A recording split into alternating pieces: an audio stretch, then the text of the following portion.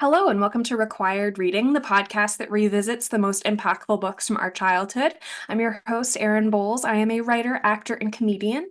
Our guest today is Madeline North. She is a photographer and writer based in LA.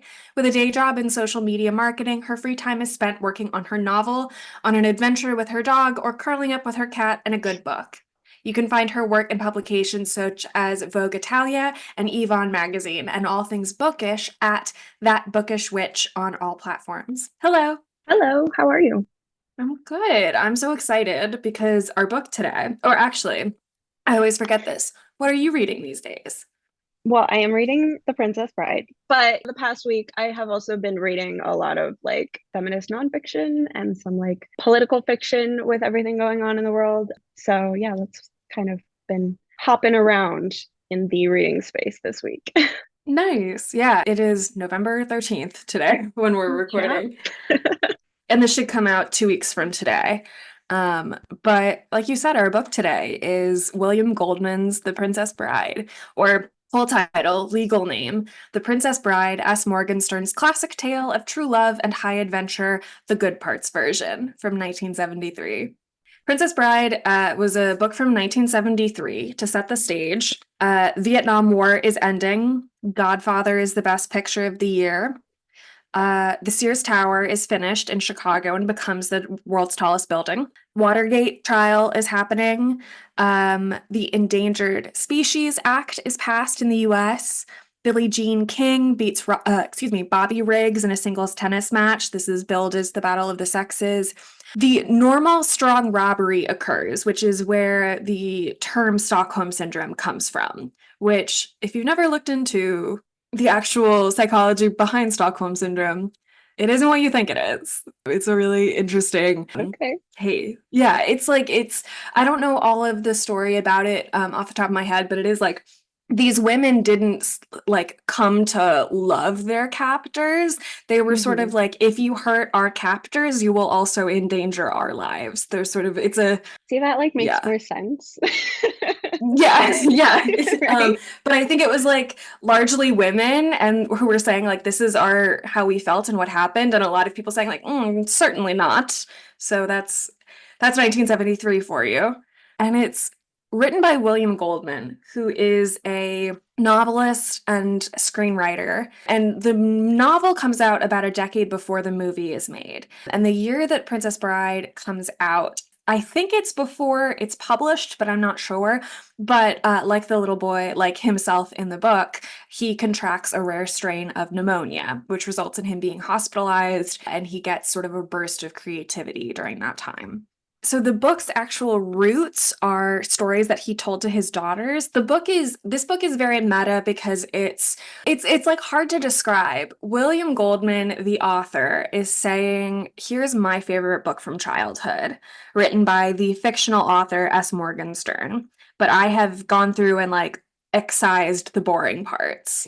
And so this is the good parts version. But overall, it came from his daughters wanted stories. In the book, he has a son, and I'm very thankful he does not have a son because he is so cruel to that son in the way that he Yeah, talks it's about pretty that awful. son. Awful. But his kids wanted stories about princesses and brides. They wanted silly names like Buttercup and Humperdinck. And he wrote the first chapter about Buttercup, our lead heroine. It ran about 20 pages. He starts the second chapter about her love interest. He gets about 4 pages in and gets stuck. And the idea hits to write an abridged version.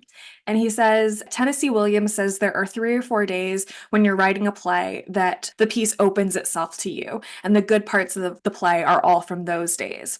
The Princess Bride opened itself to me. I never had a writing experience like it. I went back and wrote the chapter about Bill Goldman being at the Beverly Hills Hotel, and it all just came out. I never felt as strongly connected emotionally to any writing of mine in my life. It was totally new and satisfying, and it came as such a strong contrast to the world I had been doing in the films, and I wanted to be a novelist again, which I loved. And he says, like, this and Butch Cassidy and the Sundance Kid are the only things that he has written in his life that he can look back on and not be embarrassed about. Hmm.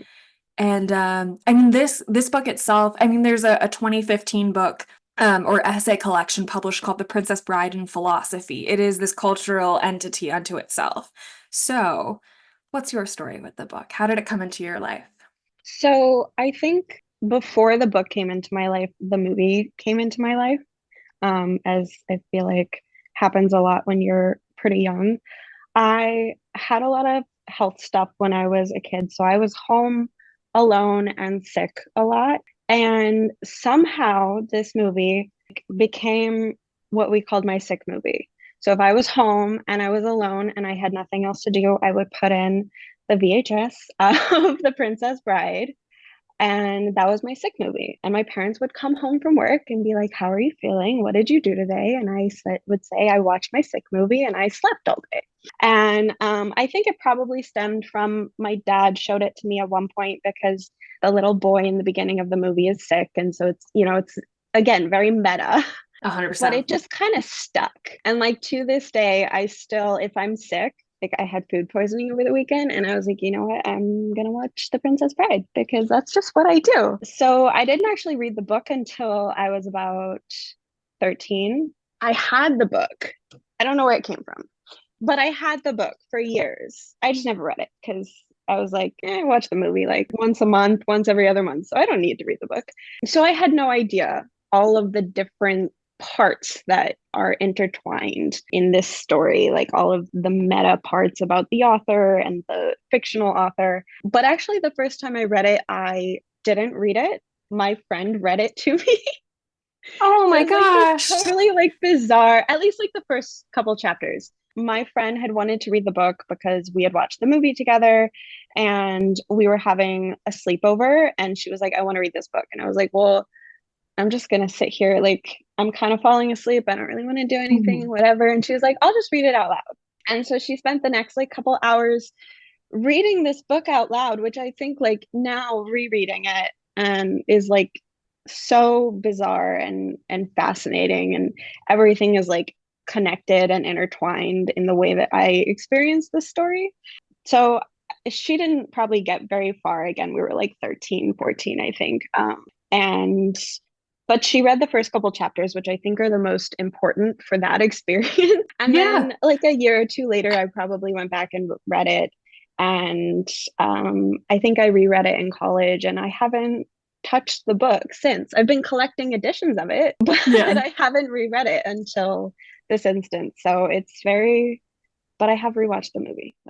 I So love that's, yeah, that's that. how I got I it. I also was raised with the movie, and then I think in 2022, my boyfriend somehow stumbled upon maybe a podcast was talking about this book and the movie. He had never seen the movie. I grew up watching the movie a lot, so that blew my mind. Yeah. And I had tried reading the book a time or two, and I was sort of like, I don't understand this, and very quickly gave up on it. Yeah.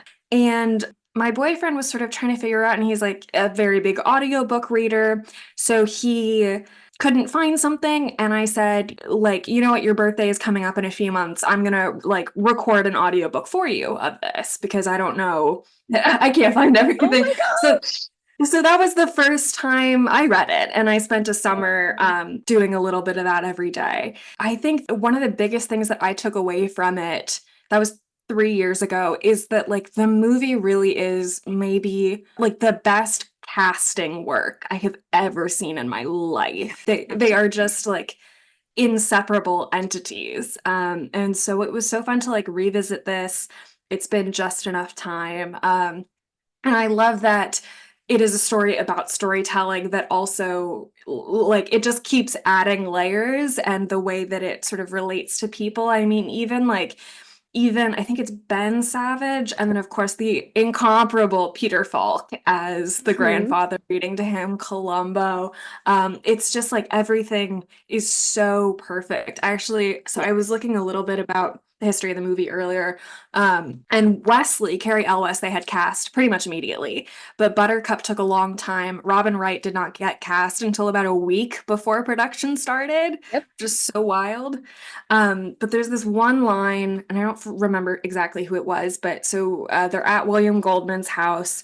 Robin Wright is going to come over to meet everyone. So Rob Reiner went to the door, and literally when he opened the door, Robin Wright was standing there in this little white summer dress with her long blonde hair, and she had a halo from the sun. She was backlit by God. And Bill Goldman looked across the room at her and said, "Well, that's what I wrote." It was the most perfect thing. That's beautiful. Just touching on the movie, have you read Carrie L's like book about the movie, As You Wish? No, I know that it exists, but I haven't read it. No. Yeah. So I read that a couple years ago, and I don't remember that exact story. I think he maybe touched on, finding Robin Wright and how perfect she was. But I don't remember that being specifically part of the book. But there are so many instances in his recollections of the making of the movie, and every single thing, like you said, there's so many layers where everything is just like, this is perfect and this is exactly how it was meant to be and this is the exact right scenario and person for this story. So you Mm. should definitely read it. I think you would enjoy it because it's a good book, Yeah. and he's a good storyteller too. Like the way it's written is well done too.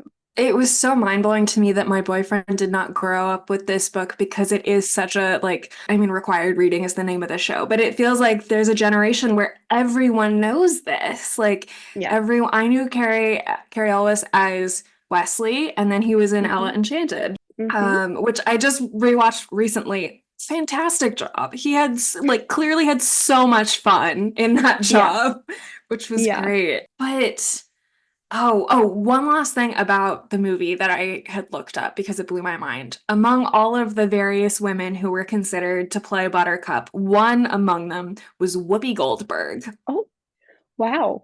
That's what Wikipedia said, so take it with a grain of That's so salt. Wow. interesting. That's so interesting. I mean, I'm sure she would have killed it, but Absolutely. like you said, it's so ingrained in like Hmm.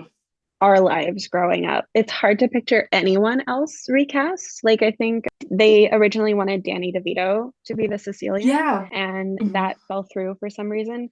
And every time I think of that, I'm like, yeah, like visually it makes sense. But Hmm. I feel like this story and the movie, like it walks such a fine line of comedy. Like it's not overtly comedic, right? Like they're not exactly telling you jokes, but everything is Hmm. so dry and quick and witty that I feel like Danny DeVito is such an overtly like comedic person. And I like every time I think of that, I'm like, I don't know if that would have actually worked. Like I can see it, Yeah. but I don't know because it's so interesting. I can't picture it any other way. Yeah. Exactly. And I don't know the chronology exactly on this, but Wallace Shawn, who does play Vizzini, and side note, last week had just started rereading this, and I went to meet a friend in Larchmont, and I was parking my car, and I was looking at all the signs to see if I was allowed to park, and someone had stapled to a tree a sign that said Sicilian parking only, and I went, "Oh my That's so God." funny. Inconceivable. Um, but I Well, think Wallace Shawn, yeah, yeah. go for it. Go ahead. No, no, no, go ahead, because I have a point about Wallace Um, Shawn, but I want to hear what you said first. Not knowing the chronology exactly, I think before this, Wallace Shawn was best known for My Dinner with Andre, which is a film that I have not seen, but is like a serious indie, Yeah. like one location, one conversation Hmm. through the whole thing. Yep. So, but he's also like, I was doing the audiobook for my boyfriend, and I was like, I'm doing all these voices that I know he is not going to get, but they're the voices. Like, you can't not do It's it. the voice, yeah. Well, he famously, like, I think it's touched on in the book, but I've also seen like other like articles and stuff about it. He didn't really like the script or the movie. Mm. Like he was like, I don't get it. People come up to me all the time and they say inconceivable. And I don't get it. Like it was fine. So it's so funny to me because it also kind of fits with his character, Yeah, I feel like like his character, Vizzini like wouldn't get it. Yeah. he wouldn't get it either. Like he takes himself so seriously and he's so like such a proud Sicilian man, and everyone else is, dancing around them, like making fun of him to his face, and he just doesn't get it. And so I really think again, he's just like every single character was just like played by the perfect person. Yeah. It's almost confusing to me because, like, as an actor watching him do those scenes, he, like, truly an amazing performance because you can tell he's giving like 300% of his body there. And it's Yeah. such a fun performance that I'm like, how is this not like at least one of the most fun times you ever had doing all these Right. things? But Yeah. I guess in that you sometimes have to tap into an intensity that can be, I think watching that character, it's like that's got to be tiring to do Yeah. that. But also like, Yeah. I mean, like you said, it's they're so together. They're perfect. Yeah. Yeah. Even though this book only came out in the 70s and the film only came out in the 80s, this feels like the absolute definition of fantasy. At least from like a Western English speaking perspective, this feels sort of like the epitome of it. Yet it's only 40, 50 years for the book, 40 years for the movie. What was your kind of relationship like to fantasy as a whole, like when this book first hit you? I would maybe counter that and say it's not necessarily like the epitome of fantasy to Mhm. me, but maybe it's like the epitome of like a classic fairy tale.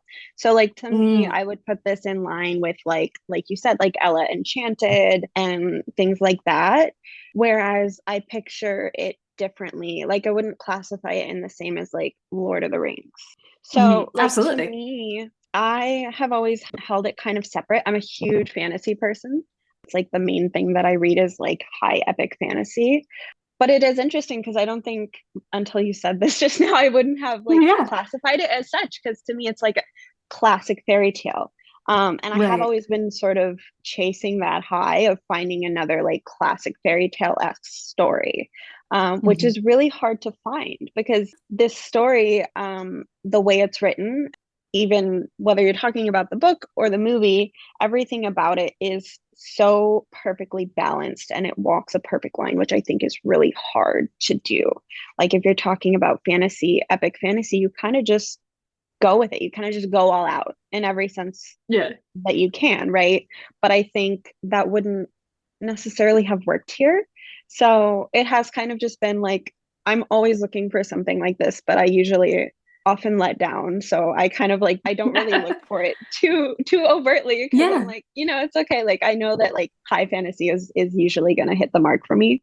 Like because I don't think I thought about the distinction between fairy tale and fantasy. I think I hadn't considered that. And as I am, Lord of the Rings is a great comparison. I am not familiar, I'm like 50 pages into the first book, but like I know the films and the television series very well.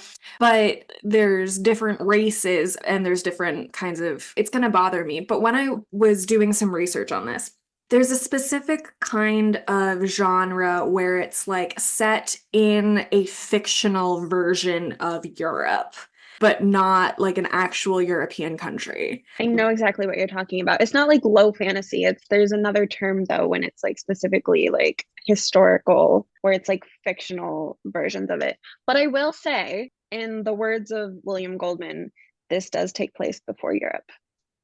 Yes, that's true. That is such a good And I yet think that's after mhm. London, which I think is hilarious. Yes, but I found the phrase, it's called Ruritanian romance. Oh, Or okay. Yeah, set in a fictional country, usually in Central or Eastern Europe. The two countries are florin and guilder, which was, I think, an Hmm. Italian coin and a Dutch coin. It's very, except for like the ROUSs and sort of the fire swamp, it's very, very grounded, actually. Like it's Hmm. just normal human people. Even though there is a giant, which I think is one of the great things about the film, is it's a real giant. They got Andre, Yeah. um, Yeah. which there's a book about Vince McMahon and the world of wrestling called Ringmaster that I really recommend everyone. It's a Okay. great audiobook that I That sort sounds of great. fell down a hole of recently. But Andre the Giant is just so fantastic, and like you said, I've seen things where he's talking about his experience on that set, and it took a lot of sort of maneuvering and finagling during different contracts, but that Andrea said like this is the one time that I was kind of normal was on Yeah. this set. You're so right in that, like, I loved always that there's a political element to it, I think, Hmm. and that there's strategies and things like that. Those machinations are always really interesting. But you're totally right. It is a fairy tale, and I think it has those really the word trope feels derogatory in some way, but it has those archetypes of fair maiden, of gallant hero, of Humperdinck, who's played by Chris Sarandon, who's one of the most, I think, like delicious actors out there. Last month was October, so I was watching a lot of Hmm. Halloween movies. He's phenomenal in Fright Night, Dog Day Afternoon, where he plays, I mean, obviously now it's not great, but he plays a trans woman in that and gives Hmm. like such gorgeous, gorgeous empathy. That's just my moment on Chris Sarandon. Well, Going I back think to it's the interesting because that's like, again, it's an instance of like the perfect casting.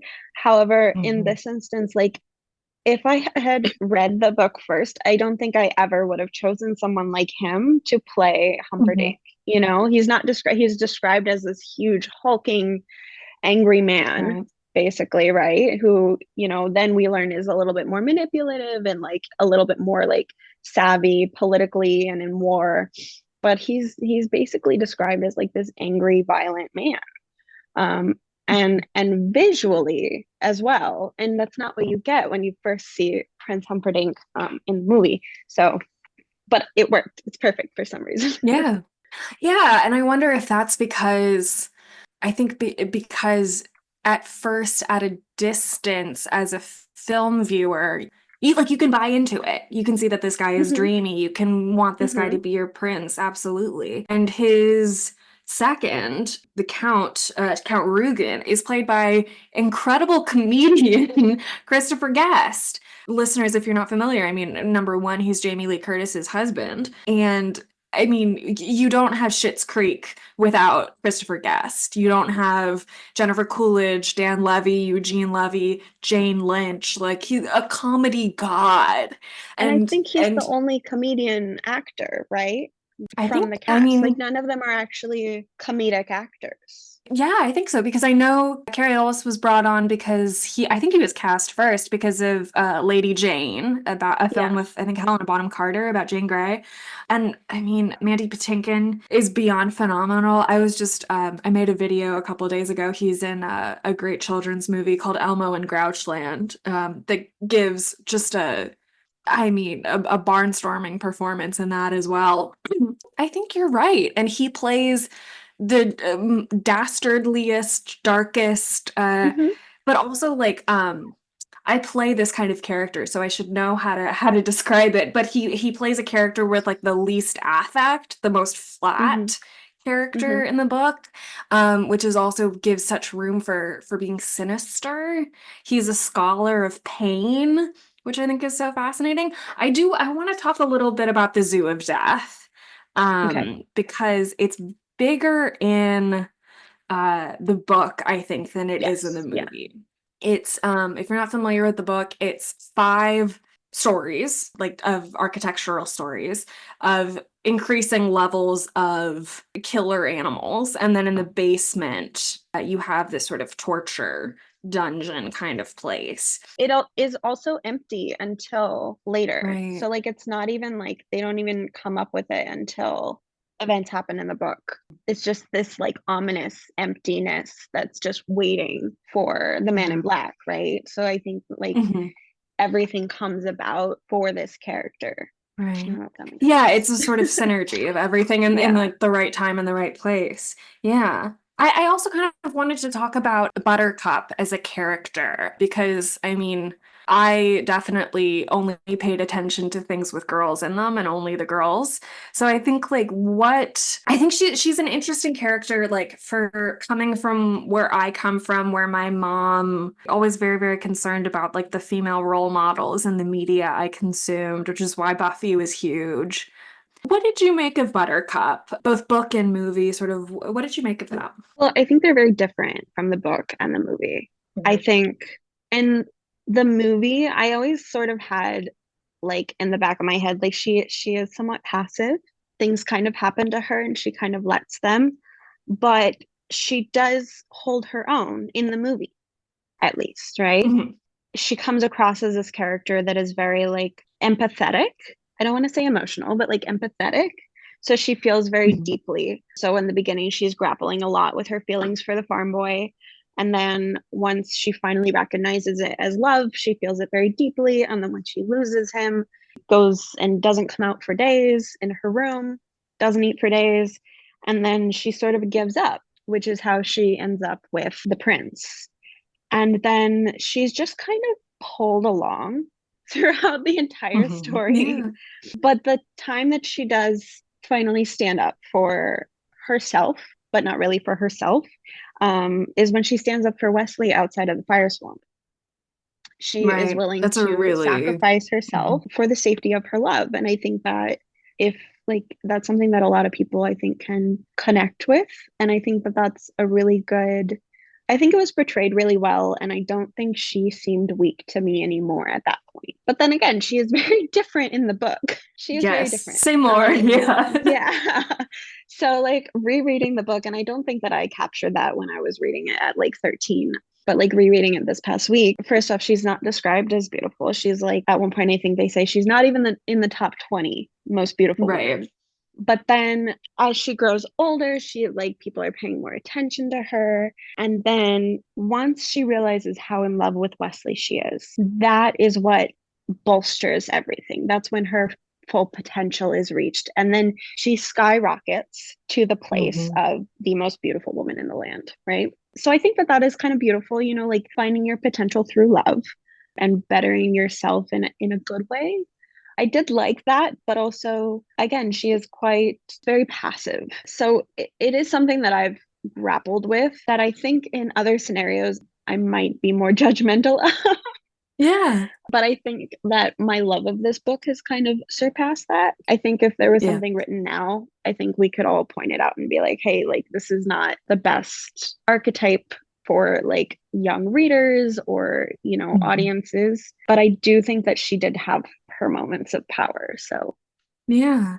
When she and Wesley are reunited and they're working through sort of the swamp and things like that, there is a line that I highlighted where Buttercup says, "Enough about my beauty. Everybody always talks about how beautiful I am. I've got a mind, Wesley. Talk about that." And he goes, "Throughout eternity, I shall do that very thing, but now we haven't time." And that's yeah. sort of the last we see of it. But I wanted to go back to the moment that you said when they come out of the fire swamp. They are met by Humperdinck and his forces. Failure is imminent. She says, "I will go back with the prince if you spare Wesley's life and like let him continue." Mhm. And Wesley gets livid at her and says, "The truth is that you would rather live with your prince than die with your love." She says, "I would rather live than die. I admit it." And he says, "We were talking of love, madam." And then the biggest line, she says, "I can live without love." Mhm. And I think that decision, like you said, I think every time I revisit it and every time I get older, the more I don't even know the exact word, but like sit in reverence of that moment because I think that's something very antithetical, I guess, to a lot of the kind of fairy tales that I would see, and that you can live without love. And maybe it's not ideal, obviously. I mean, Goldman even says it himself at some point, like, life isn't fair. That's what Mhm. the essence of the book is about. Life isn't fair. And maybe Life that's a is great pain. transition. Life is pain, and anyone who tells you different is trying to sell you something. Which in the movie comes from Vizzini, in the book comes from Fezzik's mother, because Yes. Yes. we get a lot of backstory on Fezzik, a lot of backstory on Inigo. Their relationship is so gorgeous. Really, truly, like I'm a queer person. We always want to be like, that's gay. And I don't know that it is, but they're certainly like soulmates, you know? They are Yes. certainly Yes. from the same In cloth. some sense of the word, they are soulmates. They are meant to be together. Yeah, there's some moment they're doing the Cliffs of Insanity. They're breaking up to put Wesley through this sort of obstacle course. And Fezzik says, "Catch up quickly." And the Spaniard says, "Don't I always? Farewell, Fezzik." It's just like they're just so they have really found their person. You know, they found their Yeah. place in the world with each other. It's so Yes. beautiful. It is beautiful. I love their relationship so much. That was my favorite thing to get out of the book as someone so familiar with the movie was that Mhm. depth, I think. And I think there's like obviously the Inigo Montoya line is iconic. Like it's fantastic, Mhm. and Mandy Patinkin breathes such incredible not just life into it, but intensity to it. And I think I was also startled the characterization of Fezzik. I mean, he's really explicit with it, but Fezzik's greatest fear is being alone, is Mhm. loneliness. And I thought that was Hot damn. Because I'm an only child and loneliness was my greatest enemy. Yeah. Yeah. Touching on Inigo Montoya, did you and Mandy Patinkin's what he brought Mhm. to the character? Because I do think he definitely brings like a very intense feeling, whereas in the book he's a little bit more suave, a Yeah. little bit more witty, a little bit faster. Okay, so this is from As You Wish, which is Carrie L's book about the production of the movie. And this is an excerpt from Mandy Patinkin. And it says, "It was 1986. My father died in 1972. I read that script and I wanted to play Inigo because my mind immediately went, if I can get that six-fingered man, then I'll have my father back." So I Yeah. think like that again tells you how much like how perfect every actor was for the movie production. But I think Mhm. it helps explain like why this was so important to him as an Yeah. actor, but also as a character. Because It, it was real to him, in a yeah. way. There's so much, I think, William Goldman, I think, never set out to be a screenwriter. It just happened. And by the way, his first novel he wrote in less than 3 weeks. And his second novel, I think, similar, less than, I think, 2 weeks or something like that, which kind of makes me Have you angry. read anything else by But him? have Have you I? read No. anything else by him? I haven't either. I have a I was just copy curious. of Adventures in the Screen Trade because at film school that is, I mean, it wasn't required reading, but it was close to. Mhm. So I'll get there one day.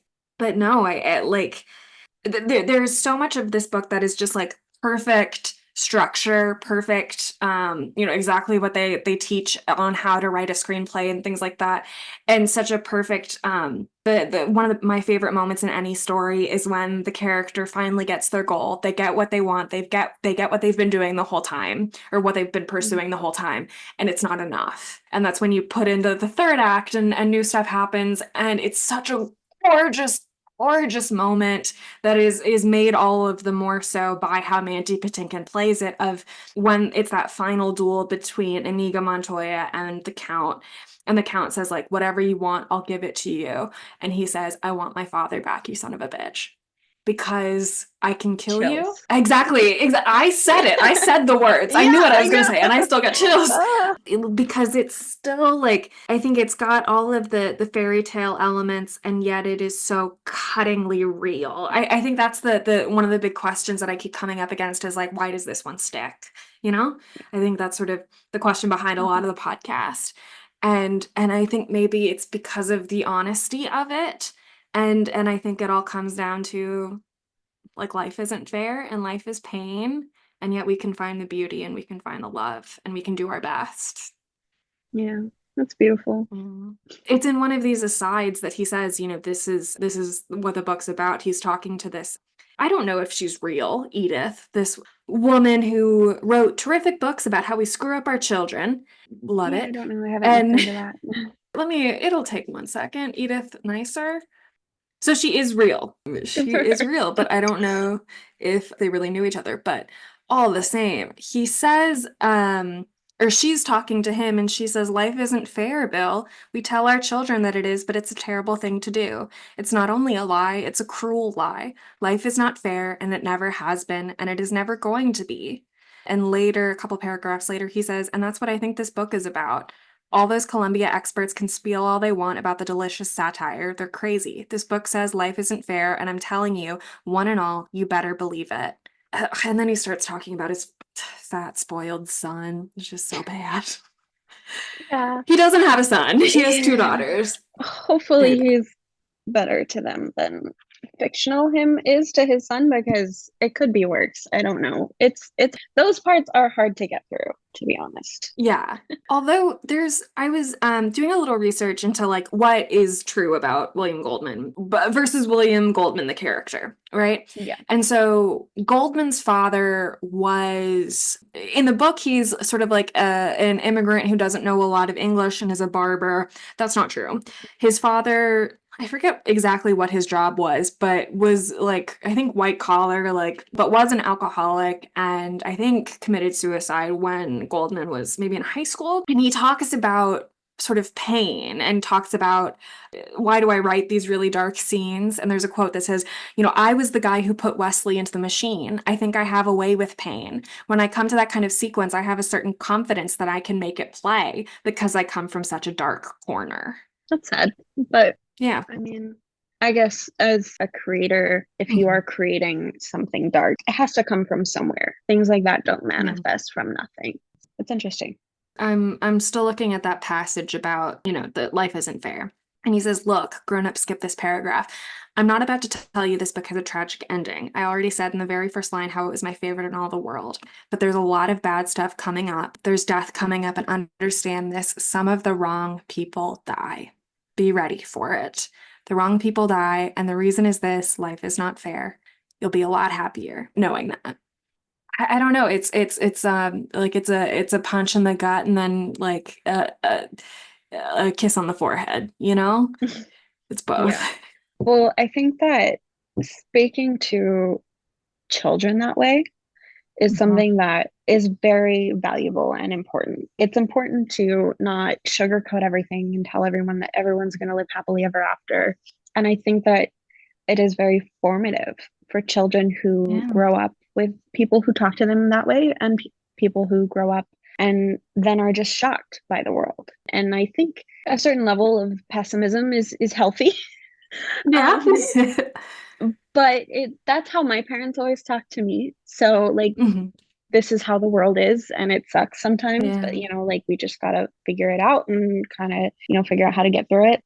But then sometimes other people don't get that, and I feel like that does a Mhm. disservice to them in their childhood growing up.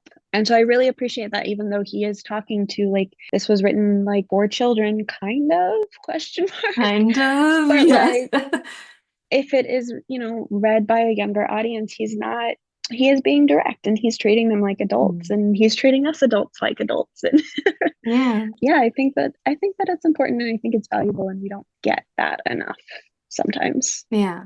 Throughout reading it this time and when I first read it, it's so much about the act of storytelling and how we as parents treat our children and things like that, and because you get both a sense of safety and a sense of honesty. So like the whole Hmm. time I was thinking about, up until I was in like fourth or fifth grade, my dad would put me to bed and then sit next to me and read The Wizard of Oz to me. That was my big book, and it was so sweet. And he references Wizard of Oz in this, and he says, well, like, this was an issue I ended up having with Pride and Prejudice, where it's like Morgenstern is ripping off Baum, even though Baum came Hmm. second, even though obviously, yes, Morgenstern does not exist.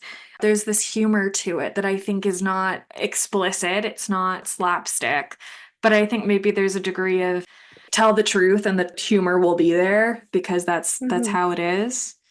I think this might have my favorite opening line of any book. I Mm. really love Mhm. opening lines. I think they're very powerful. And I think the opening line of like, I want to get the phrasing right. So this is my favorite book in all the world, though I have never read it. And I just think that, like, going back to storytelling, like, you can Mhm. have your favorite stories and still not necessarily grasp everything. Like, especially like with your podcast, you have these stories that people read when they were younger, and usually sometimes maybe they don't come back to it until you guys come together and you reread it, and there are always things that were missed or forgotten, but that doesn't mean that it's not still your favorite story. And so, like, I think I've always loved that as the first line, but then rereading it and the first chapters of him talking about himself having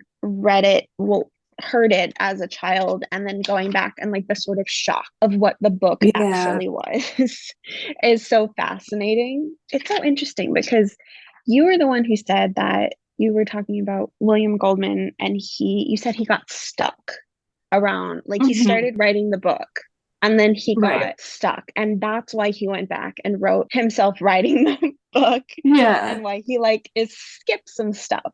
And to me, it's like, where does that story come from? And like, I really think that this is such a beautiful exploration of storytelling and all of the Yeah. different levels of storytelling. Because even if you take away all of the bad parts, which maybe are very fascinating, important parts. I personally would have Mhm. loved to probably read the original quote unquote S. Morgenstern version with all of the politics. That Yeah. sounds fascinating to me. That didn't sound fascinating when I was 13 for sure. But you still have like the essence of the story. In those sections, he keeps saying, like life isn't fair. This is going to have bad parts. But there is talking about himself as a young child. When you are young, you have this certainty of a happy ending.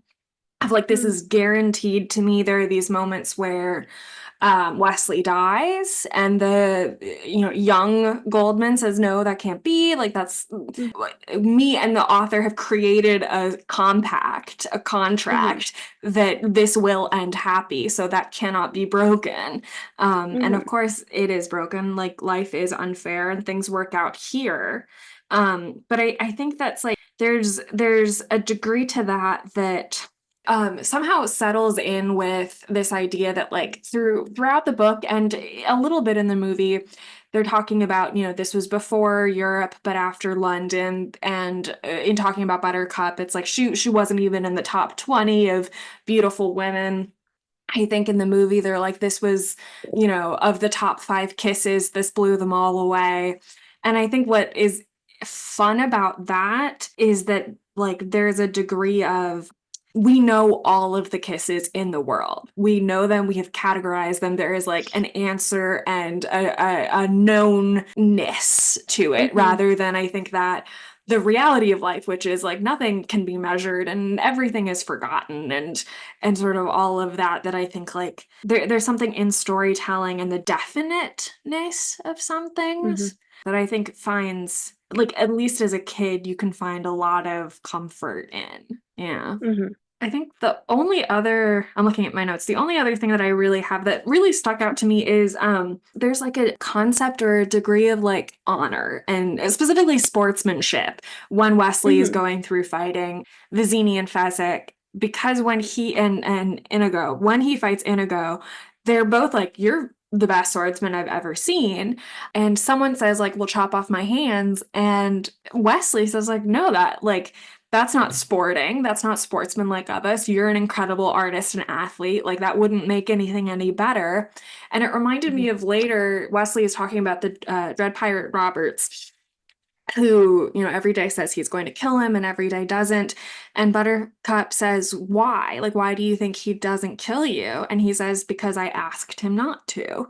And I think it's those really simple things of just like of kind of recognizing humanity in each other. I don't yeah. know. It's one of those little details that I can't neatly square away, but is like one of my favorite parts. Yeah. Yeah, I mean, there is a level of in every fairy tale, right? You have like a level of the honorable prince, right? But in an ideal world, like we're all going to be honorable. We're all going to be, we're all going to enter into relationship by giving the other person a certain amount of grace and understanding.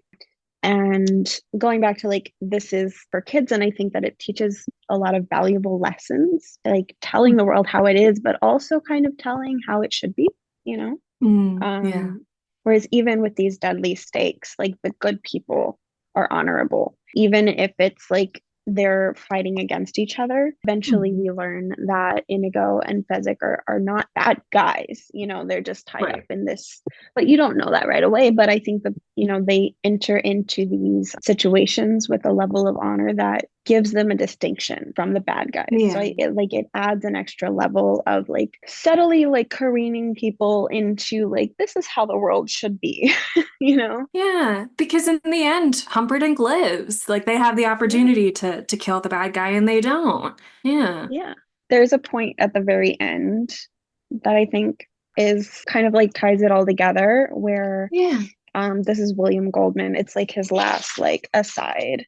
I guess it's like his second to last. And they live happily ever after, my father said. Wow, I said. He looked at me. You're not pleased? No, no, it's just it came so quick. The ending, it surprised me. I thought there'd be a little more. I mean, was a pirate ship waiting or was that just a rumor? Complained to Mr. Morgenstern, and they lived happily ever after, is how it is. The truth was, my father was fibbing. I spent my whole life thinking it ended up that way. until I did this abridgment. And then I glanced at the last page, and this is how Morgenstern ends it. And then it goes on to the ending is not necessarily the same ending that we get in the movie. So it is interesting to me the difference of happily ever after and how we get these different versions of it, right? We have the Mhm. one version from the movie, and then we have the version that William Goldman is told as a child.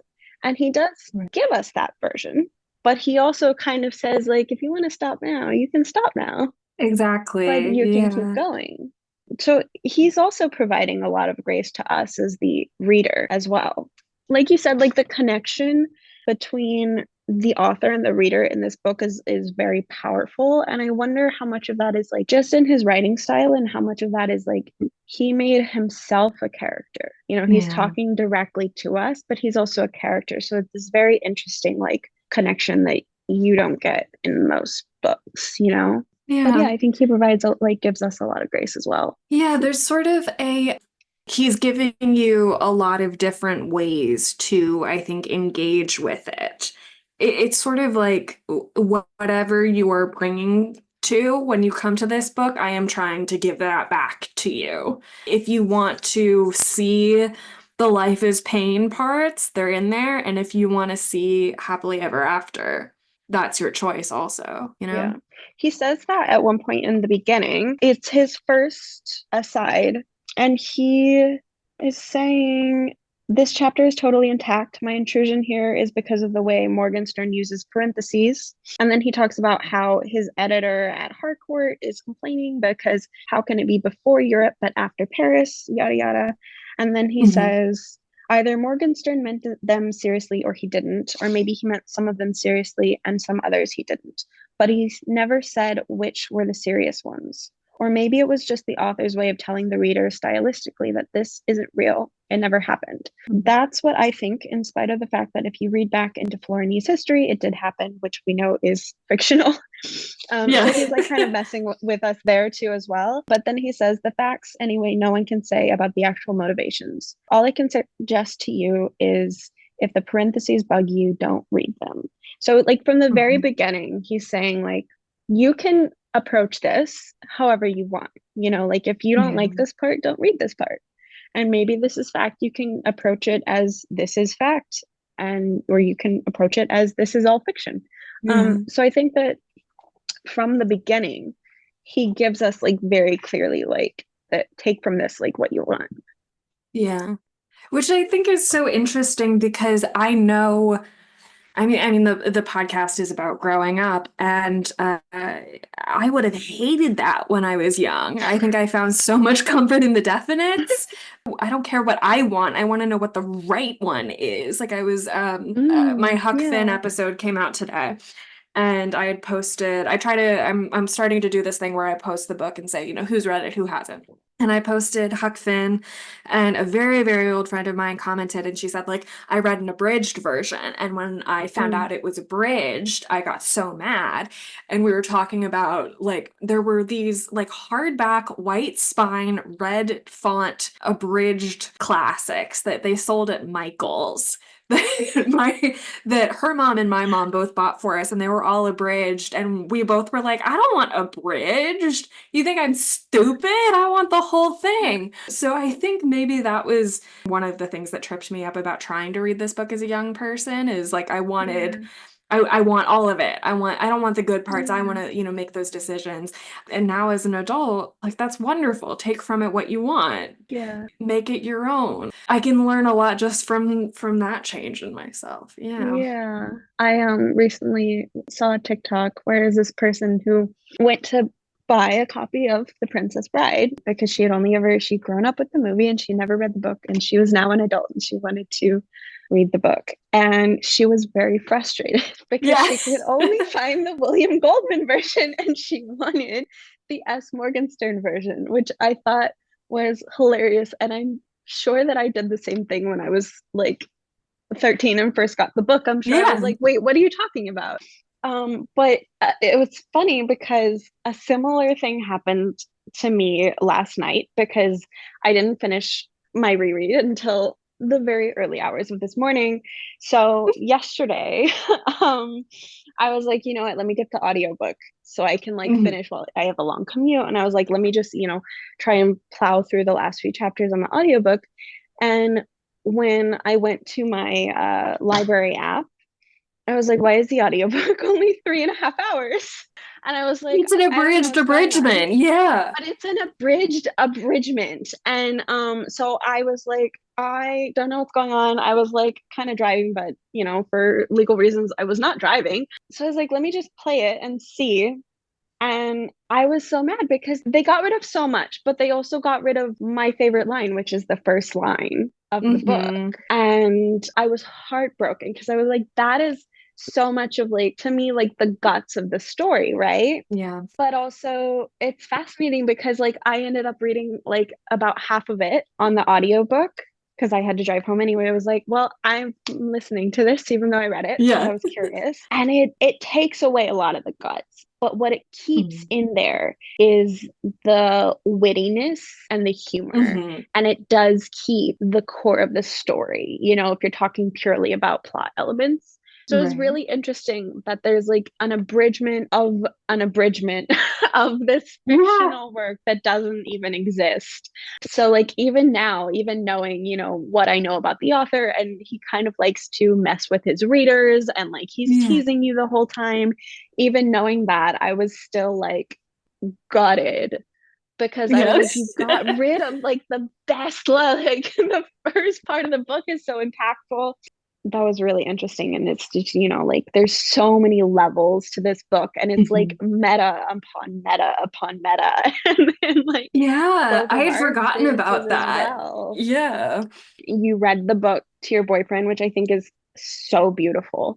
But like being able to experience the book for the Yeah. first time, like by being read it, when that's like that's how Hmm. the author, main Yeah. character, whoever experiences it for the first time. There's so many levels, and yeah, I think it's a really beautiful exploration of storytelling, and I think that's like the core of the book to me.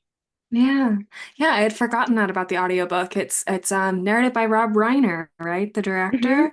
Yeah, but I that don't was think he does a why great I job, to be honest. no. He has other talents. Yeah. Yeah, yeah. Well, it Mhm. sounds very much like he's not an audiobook narrator, right? It's very much like single, like monotone, not monotone, but like he sounds like a dad just reading the book to you. Like he Yeah. doesn't sound like he doesn't do the voices, he doesn't enunciate certain words, he doesn't really have like a steady rhythm. So it is very well done in that sense. Like I think Yeah. it's very fitting, but it's also very frustrating, which I think like maybe I just need to examine why I'm so frustrated with that. But um, yeah. Oh man. But it was so, I loved revisiting this. Were there any other like big takeaways that you had from this reading of it, from how things maybe your perspective might have changed on some things? We talked a little bit about Buttercup, things like that on this reading. I think you touched on is when I had read it the first time, I kind of didn't care so much about William Goldman's takes on things. Like I was Right. much more invested in the actual story of Wesley and Buttercup. But in this read through, I was so fascinated by all of his asides and his little comments. And I didn't remember them being that interesting. Yeah. Um, so it was a lot of fun for me to revisit it because it was almost like this forgotten section. Even though Mhm. like it's such a core part of the story, but it was almost like this whole extra level that I was able to like unlock in this read through. So I really liked that. Yeah. Yeah, wonderful. Well, would you consider it required reading? Absolutely. Hmm. Yeah. Yeah. It's the definitive fairy tale. It has it all Yeah. there. Yeah. Yeah. It laid a lot of groundwork, I think. And, I think we also grew up with like Ella Enchanted and other Mhm. like early 2000s sort of fairy tales that were in that same vein. But Hmm. this came like at least 20 years before, Yeah, like a lot of these yeah. movies. And yet I still like, I think that it is like completely timeless. Yeah, because it feels so timeless. I think it's so interesting that probably so much of the story of the at least the film's place in history is because of coming out just before VHS. I think it becomes such a staple of childhoods at a specific time because, like, finally media has the ability to be replayed at home, so that it Yeah. can be watched again and again and again. And the film was a flop. I don't know if you read that in your research, Yeah. but it was like a complete flop until it came out on VHS. And then all of a Yeah. sudden, years later, they were like, why are we suddenly getting all of this like interest in this film? And it just became Mhm. like, I don't know if I would consider it like a cult classic, but it's more of like Mhm. it feels less culty and more like just like this is Mhm. required reading. This is required watching. Yeah. This is just like a staple of childhood. But it is always interesting to me that it was a complete failure in the beginning. Mhm. There's something like that feels distinctly American about it, which is odd because I think a Mm, lot of fairy tales, it's so specifically Europe, and this is, a fictional European country, but there is something hmm. very, I don't know, it's also fitting that he also did Butch Cassidy and the Sundance Kid. There's, Yeah, yeah. that's for another dissertation, I guess. Thank you so much. I loved this. What a Of book, what a course. movie. Yeah, Is there it's anything you'd like to fantastic. plug? You can find me at that bookish witch on all platforms. I talk about books even more, and you can see my cats that were possibly audible during this podcast. So yeah, that's me. Amazing. Well, I'm gonna end the recording. Thank you so much to Madeline. This was so fun. I am gonna rewatch the movie shortly. I don't know. I'm eating lunch, so I'm burping and having food mouth noises. If you'd like to support the show, please go to buymeacoffee.com/required reading. I had a dream that someone donated. So you could, without exaggeration, make a dream come true. I'm also thinking about maybe starting like a little Instagram group message for the podcast. I think I've mentioned that before and no one said anything, and that's okay. I'll see you next time. Next week, we are doing Into the Wild with Dylan Adler. In the meantime, look at his Instagram, Google his name. Incredible content, always one of my favorite comedians, but great Wicked videos right now. Wicked, oh my god, you guys. Oh my god. I'll see you next time. You can find me everywhere at Erin R. Bowles. I love ya.